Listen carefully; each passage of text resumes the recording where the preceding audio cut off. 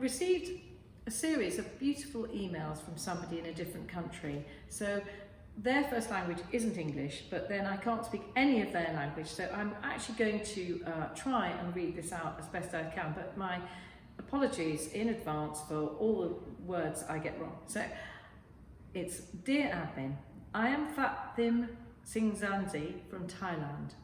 Again, apologies. I bought your two kits and I saw your YouTube, so every day I have a question. I would like to know, 1, why you use a double thread for the first row of long and short stitch. 2, why you use double thread for satin stitch and French knot. And then lovely heart, is it your personal technique?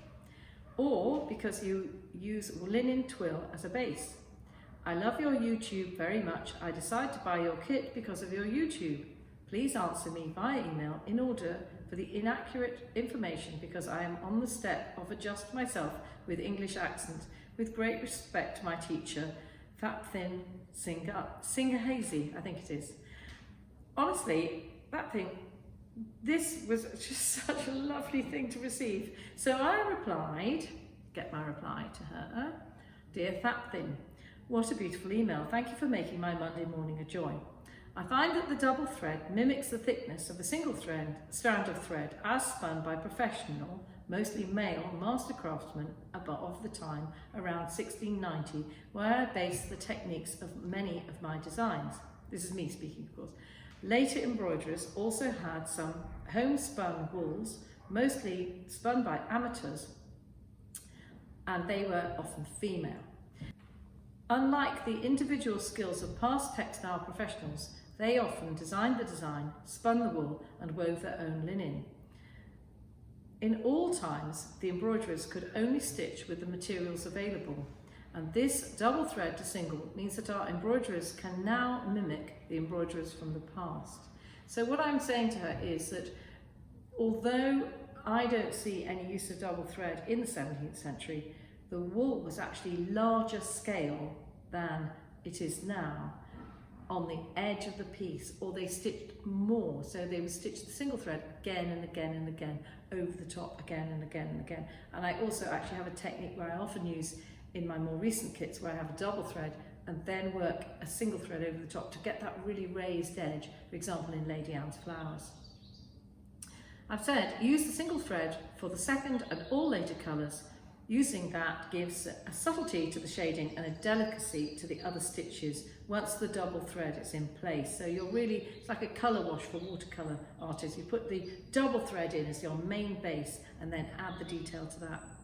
And I've said, I hope that this helps and you continue happily with your embroidery journey. I visited your beautiful country with my whole family for my honeymoon in 2018. Now, I know I look a little old to have a honeymoon, but this is the optimist here. I married again in 2018 and hope to return with my international family as soon as we are all free to travel and meet up once more. With all best wishes, Phillipa. Okay, so she then replied, or he, Dear Phillipa, thank you very much for your quick reply. Really appreciate your kindness indeed. Your email made me clear more and more.